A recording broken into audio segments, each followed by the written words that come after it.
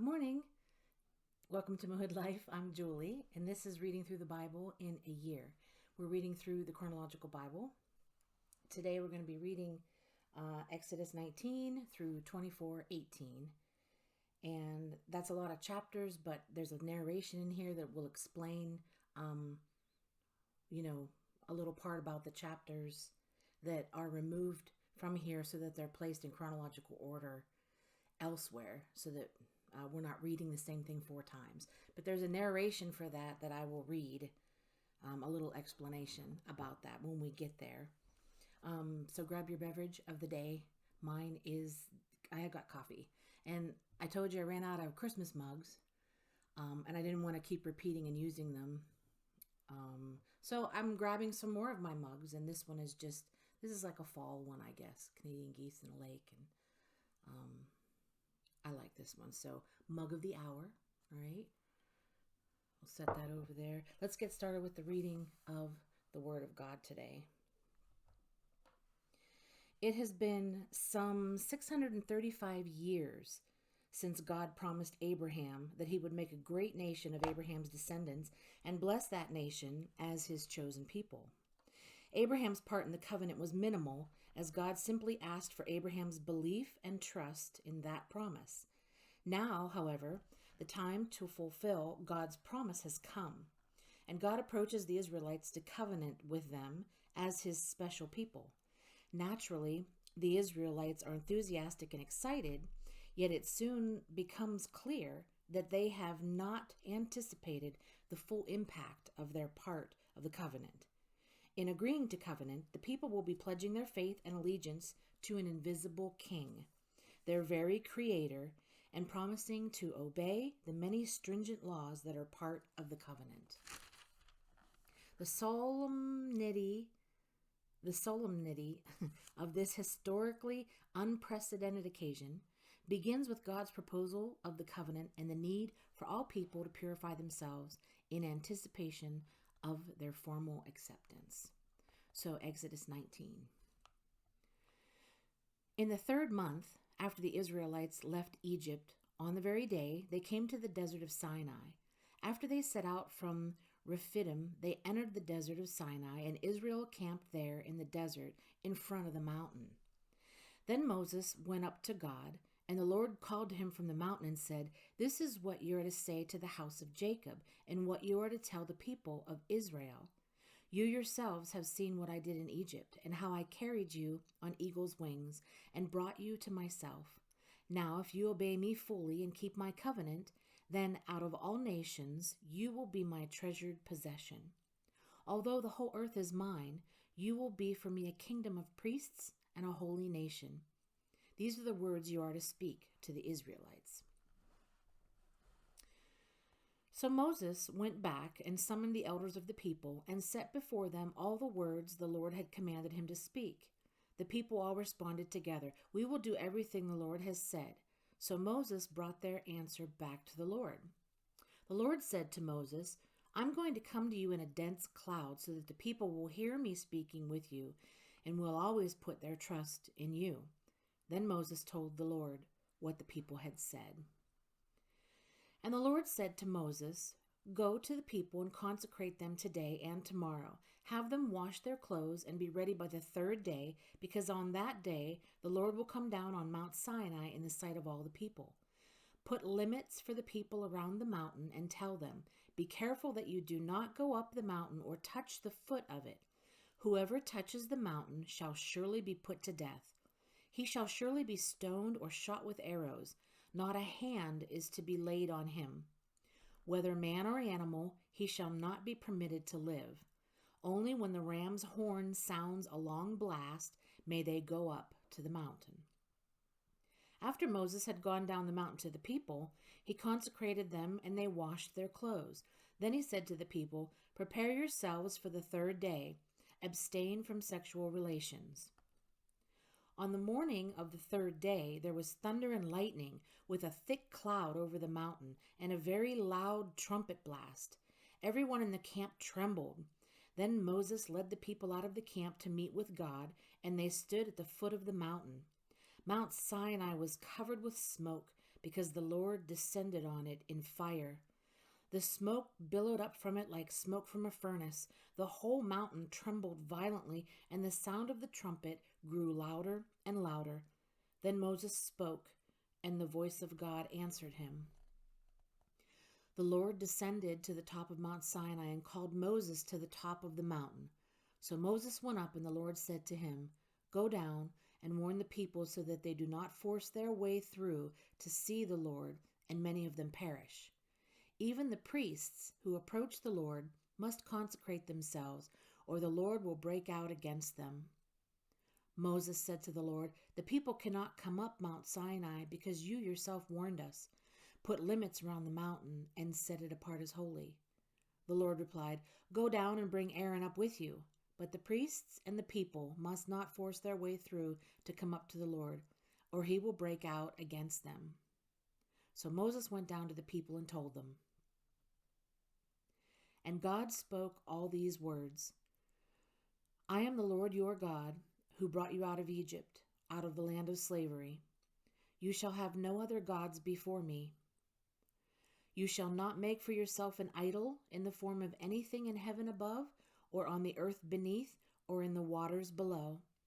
You shall not bow down to them or worship them, for I, the Lord your God, am a jealous God, punishing the children for the sin of the fathers to the third and fourth generation of those who hate me, but showing love to 1,000 generations of those who love me and keep my commandments.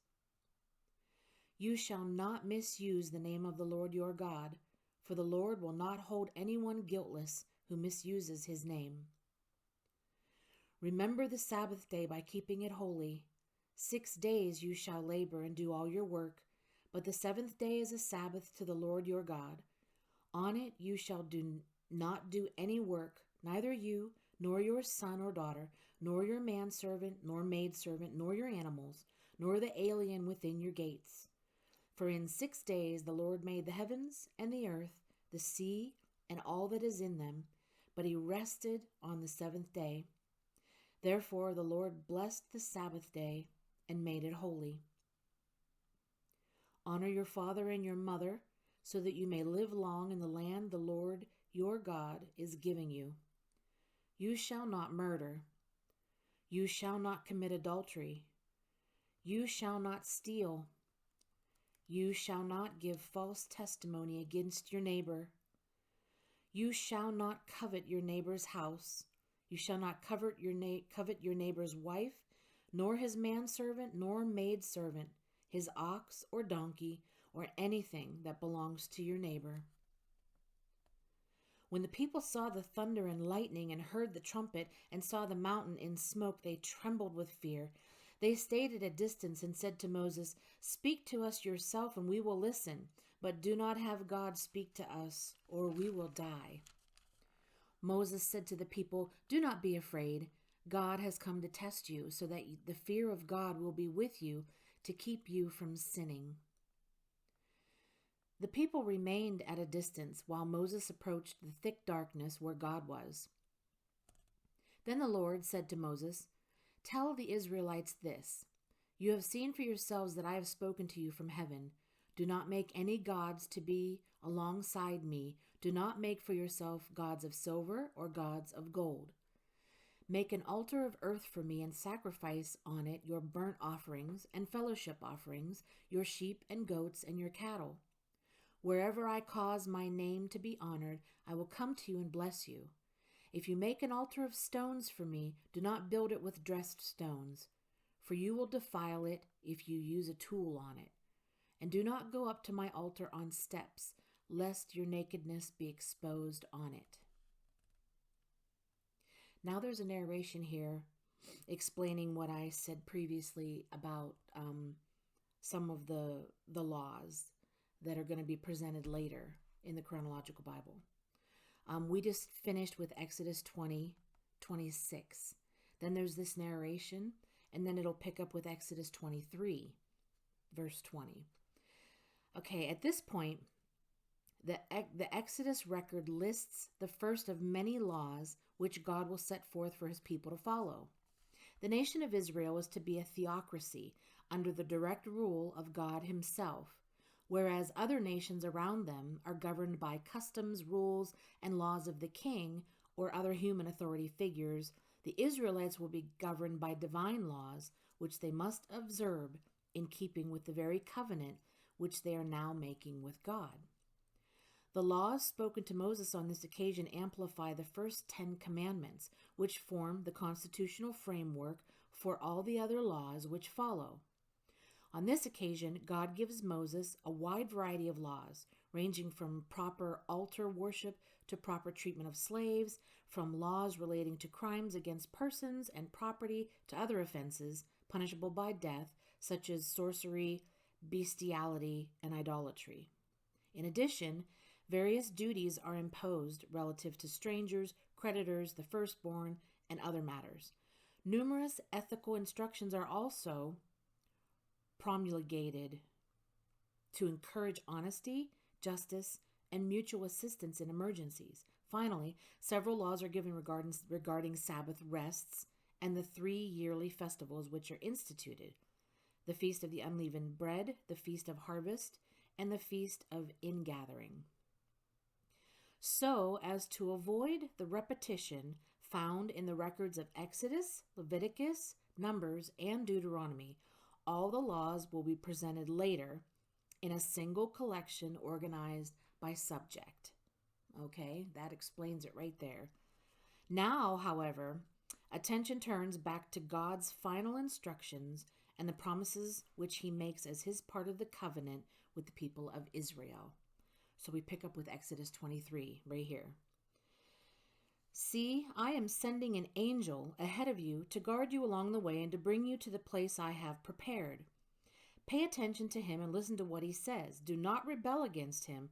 He will not forgive your rebellion, since my name is in him. If you listen carefully to what he says and do all that I say, I will be an enemy to your enemies and will oppose those who oppose you. My angel will go ahead of you and bring you into the land of the Amorites, Hittites, Perizzites, Canaanites, Hivites, and Jebusites, and I will wipe them out. Do not bow down before their gods or worship them or follow their practices.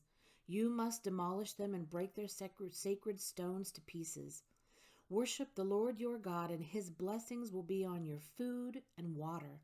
I will take away sickness from among you, and none will miscarry or be barren in your land. I will give you a full lifespan. I will send my terror ahead of you and throw into confusion every nation you encounter. I will make all your enemies turn their backs and run. I will send the hornet ahead of you to drive out the Hivites, Canaanites, and Hittites out of your way.